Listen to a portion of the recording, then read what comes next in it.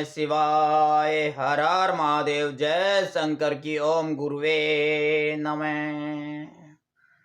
जय शंकर की भक्तों। कुछ भक्तों ने मुझसे यह कहा है कि ज्ञान और सत्संग के अतिरिक्त मैं उन्हें कुछ ज्योतिषीय उपाय भी बताऊं। तो इसलिए आज से सत्संग के माध्यम से ज्योतिषीय उपाय बताने का प्रयास करूंगा मैं। तो आज मैं बता रहा हूं कि जो हमारे भक्त लोग हैं उनके सामने एक समस्या आ जाती है, विवाह देर से होना। उनके बच्चों की शादी विवाह, उनके लड़के की उनकी लड़के की शादी विवाह देर से होना। तो कुछ के विवाह में बहुत विघ्न बाधाएं आती है, तो उसका ज्योतिषीय उपाय बता रहे हैं सत्संग में। वैदिक उपचार्य ज्योतिष एक ग्रंथ है जिसके रचयिता यानी कि लेखक के पाठक जी हैं। तो मैं उस ग्रंथ से, वैदिक उपचार्य ज्योतिष ये ग्रंथ है, तो वैदिक उपचार्य ज्योतिष ग्रंथ के माध्यम से बता रहा हूं कि यदि विवाहिक जीवन में यानी कि विवाह में विलंब हो रहा हो तो उसको दूर करने का सूक्ष्म और आसान मार्ग कौन सा है, उपाय कौन सा है, विधान कौन सा है। बहुत से ज्योतिष बताते हैं सोमवार का व्रत रहिए, तो वो भी अच्छा है। फला ग्रह को शांत कीजिए, वो भी अच्छा है। लेकिन भक्ति में बड़ी शक्ति है।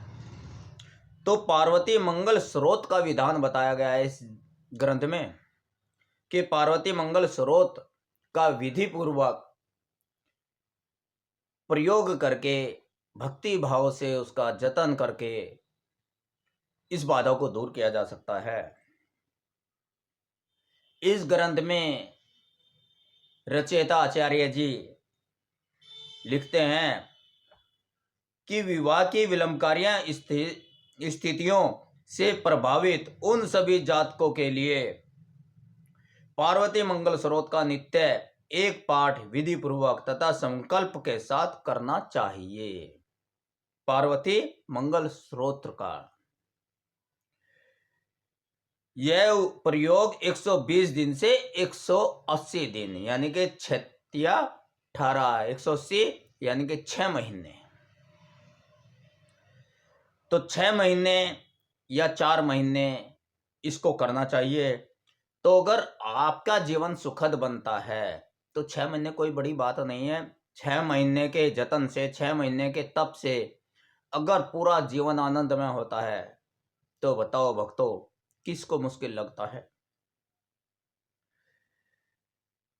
इसके मूल में संभवतः यह पुराख्यान ही प्रभाव करता है कि संध्या समय ही प्राय शिव तांडव नृत्य करते हैं।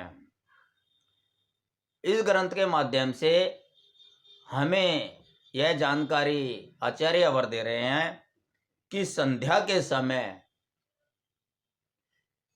शिव तांडव करते हैं।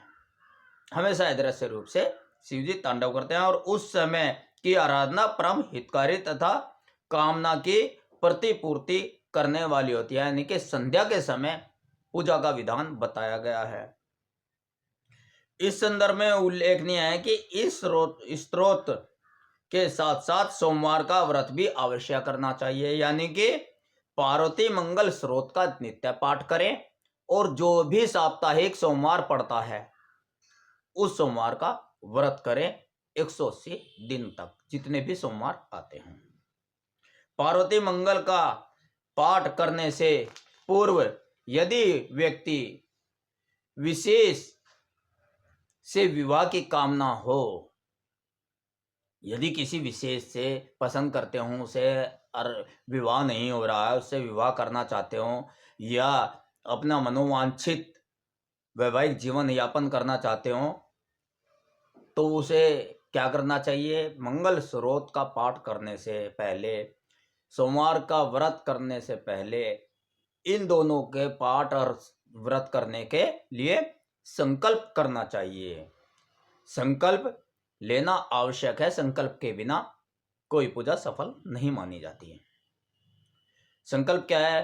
गोत्रोत्पन्नम अमुकस्य, जहां अमुकस्य है वहां अपने गोत्र का नाम लेना है।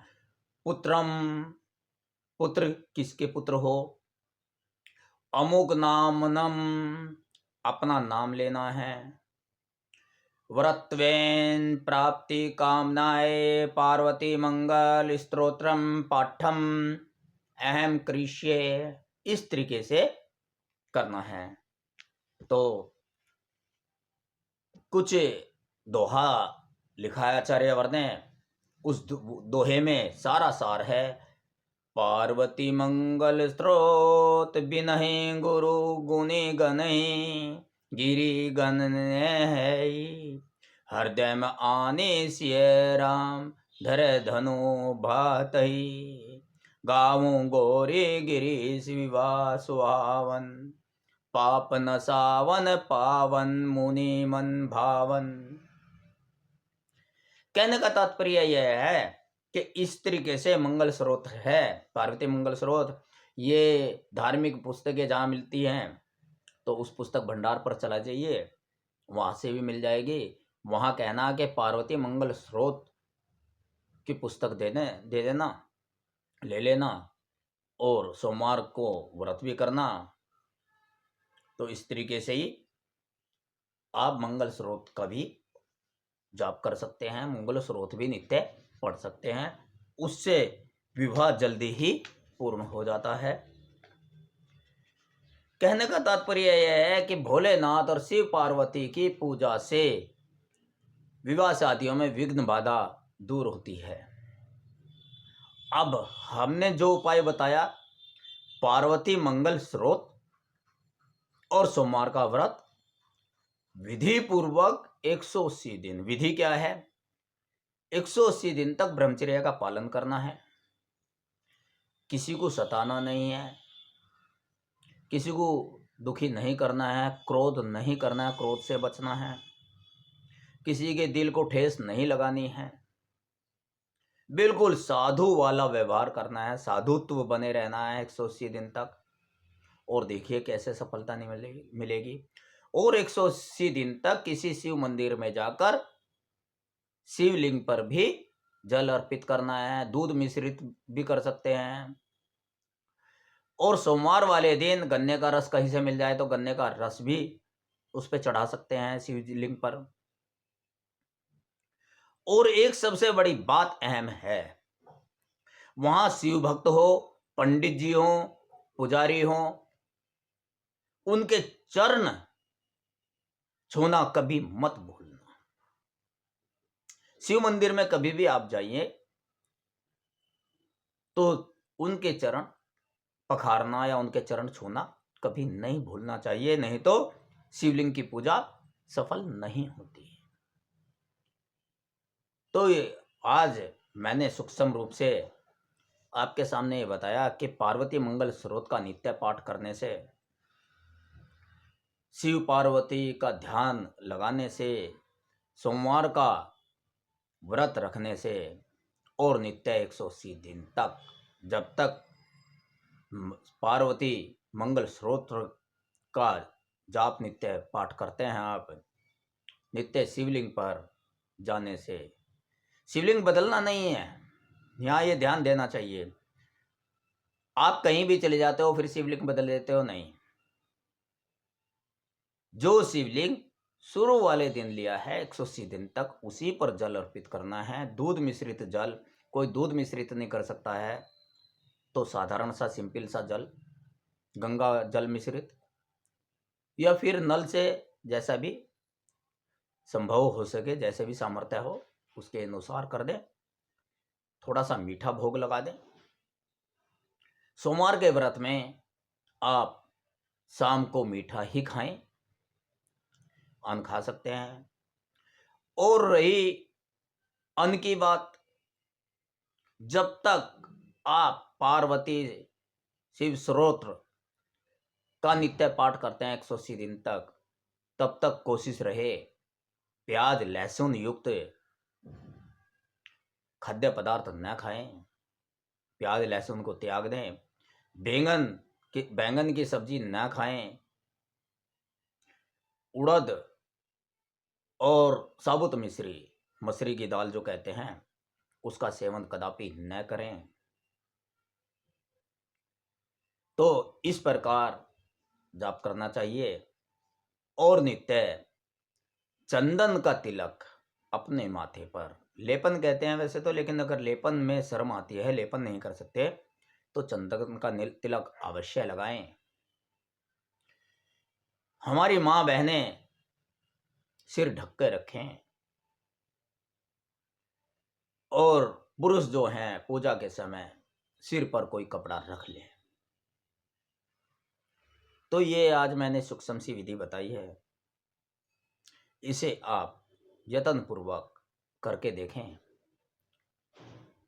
जब तक हम पुस्तकों से, ग्रंथों से, धार्मिक ग्रंथों से, वैदिक उपचारों से अपने जीवन में चलकर नहीं देखेंगे तो उसकी सार्थकता का पता नहीं चलता। और वासुदेव कृष्ण जी ने गीता में अर्जुन को कहा है, संदेहास्पद बुद्धि वाला व्यक्ति न इस लोक में सुख भोगता है न परलोक में सुख भोगता है। तो संदेह नहीं रखना चाहिए, विश्वास के साथ, प्रेम के साथ, भक्ति के साथ, श्रद्धा के साथ, पूर्ण निष्ठा के साथ, पूर्ण विश्वास के साथ जो भी करना है वो करें। पूर्ण विश्वास के साथ, प्रेम और श्रद्धा निष्ठा के साथ किया हुआ यत्न हमेशा सफल होता है। तो इसी प्रकार हम नए नए उपाय आपको बताते रहेंगे। आप सत्संग में हमारे साथ जुड़े रहें। आज के इस सत्संग को यहीं विराम देते हैं। कल फिर नए उपाय के साथ आपके समक्ष विचार लेकर आएंगे। इन्हीं दुआओं के साथ आपके घर में सुख शांति वैभव हमेशा बना रहे, विघ्न बाधाएं हमेशा आप लोगों के परिवार से दूर रहें। ओम नमः शिवाय। हर हर महादेव। जय शंकर की। ओम गुरुवे नमः।